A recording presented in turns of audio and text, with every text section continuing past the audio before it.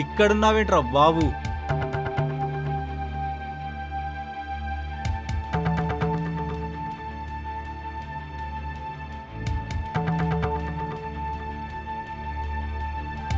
ఏంట్రా అంత సీరియస్గా చూస్తున్నావు? ఇదేదో రూట్ మ్యాప్లా ఉందే. Mumbai Arthur road jail. దాంతో నీకేంట్రా పని? ప్రపంచంలో ఉన్న హై సెక్యూరిటీ జైల్స్లో ఇదొకటి. ఓకే, అయితే ప్రస్తుతం కసాబ్ ఉన్నది ఈ జైల్లోనే. కసబ్ అంటే ముంబై ఉగ్రవాద దాడుల్లో పట్టుబడ్డ పాకిస్తాన్ ఉగ్రవాది వాడేనా? ఎస్, వాడే.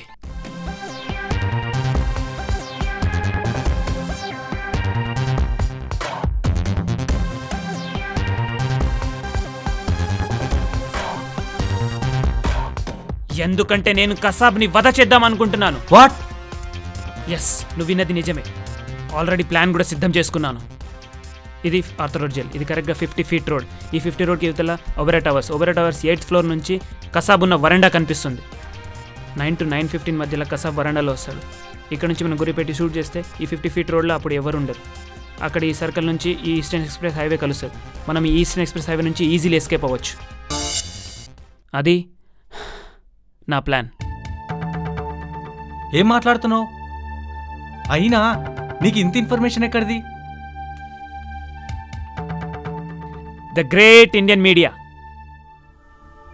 బ్రేకింగ్ న్యూస్ దొరికితే చాలు, ఫిల్మ్ స్టార్ అయినా సరే, ఉగ్రవాది అయినా సరే, వాడిని ఒక సూపర్ స్టార్లా చూపించి వానికి ఏం నచ్చుతుందో ఏం నచ్చదో అన్ని డీటెయిల్డ్గా చూపిస్తారు. సమాజంలో జరిగే మంచి చెడు చూపించడం వాళ్ళ పని కదా. మంచి చెడు. నీకు క్వశ్చన్ అడుగుతా. నీకు సంజయ్ దత్ తెలుసా? మేజర్ మనీష్ పీతాంబరే తెలుసా? మేజర్ అయితే ఎవరో తెలియదు కానీ సంజయ్ దత్ అయితే తెలుసు. 15 సెప్టెంబర్ 2009 ఆ రోజు ప్రతి ఛానల్ మీద ఒకే న్యూస్. సంజయ్ దత్ మీద ఉన్న అన్ని ఛార్జెస్ తొలగించారు. ఇప్పుడు సంజయ్ దత్ లాంటి మంచి మనిషి స్వతంత్రంగా తిరగచ్చు. ఆ రోజు ప్రతి ఛానల్ మీద సంజయ్ దత్తే. అయ్యో, ఈరోజు సంజయ్ దత్ అనే లక్కీ షర్ట్ వేసుకోలేదని ఒక ఛానల్ అంటుంటే, ఇంకో ఛానల్లో సంజయ్ దత్, నేను నా ఫ్యామిలీని పోషిస్తున్నాను, నాపైనే నా కూతురు బాధ్యత ఉంది, ఆమె యుఎస్లో ఉంది అని ఇంకో ఛానల్లో చూపిస్తున్నారు. సరిగ్గా అదే రోజు మేజర్ మనీష్ పీతాంబరే గారికి ఒక టెర్రరిస్ట్ క్యాంప్ గురించి ఇన్ఫర్మేషన్ దొరికింది. టైం వేస్ట్ చేయకుండా ఆ క్యాంప్పై దాడి చేసి హిజ్బుల్ ముజాహిదీన్ కమాండర్తో సహా 10 మంది టెర్రరిస్టుని చంపేశారు. ఈ ఎన్కౌంటర్లో దేశం కోసం ఆయన ప్రాణాన్ని త్యాగం చేసేశాడు. విచిత్రం ఏంటంటే ఆయనకు కూడా ఒక కూతురుంది, 18 నెలల పాప. శత్రువులపై దాడి చేసేటప్పుడు ఆయన ఇది ఆలోచించలేదు. మేజర్ మనీష్ పీతాంబరే పేరెంట్స్ ఇంకా బ్రతికే ఉన్నారు. మిగిలిన జీవితం అంతా వాళ్ళు కొడుకు లేకుండానే బ్రతకాలి. ఆ పసిపాప కూడా వాళ్ళ నాన్న లేకుండానే బ్రతకాలి. ఇలాంటి గొప్ప త్యాగం చేసిన మేజర్ గురించి ఎవ్వరికి తెలియదు. కానీ ఒక డ్రగ్స్ కేసులో, ఒక ఆయుధాల కేసులో పట్టుబడ్డ యాక్టర్ గురించి ఏ చిన్న పిల్లాడిని అడిగినా చెప్తాడు. Thanks to the great irresponsible Indian media. కరెక్టేరా, మీడియాలో మార్పు రావాలి. కానీ కసబ్ని చంపాల్సినంత అవసరం నీకేంటి? నేను కసాబ్ని చంపుతానని అనలేదు. అదేంట్రా, ఇందాకే కదా చంపుతానన్నావు. నేను చంపుతాను అనలేదు, వధ చేస్తాను అన్నాను. కమాన్ యార్, రెండిటి అర్థం ఒకటే కదా. అర్థం కాదు, పరిణామం ఒక్కటే.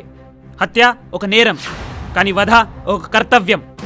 షహీద్ ఉద్ధమ్ సింగ్ జలియన్ వాలా బాగ్ హంతకుడైన జనరల్ డయర్ని చంపలేదు, వధ చేశాడు. సరే, వధనే ఎందుకు చేస్తున్నావు? రా, నీకు చూపిస్తా.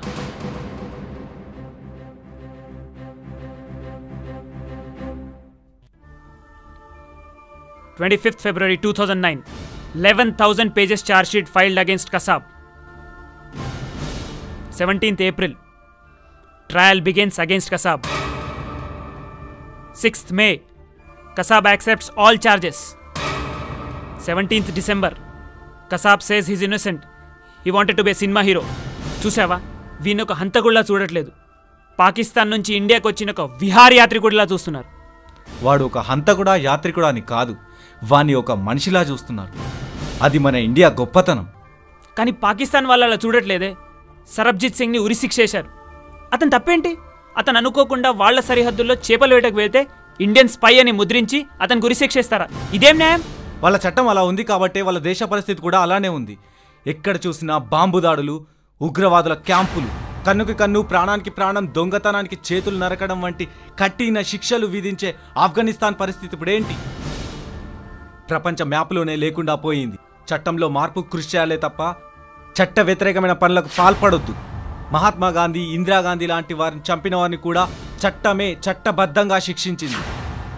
నువ్వు కసబ్ని చంపినంత మాత్రాన పాకిస్తాన్ ఉగ్రవాదం ఆగిపోతుందంటావా?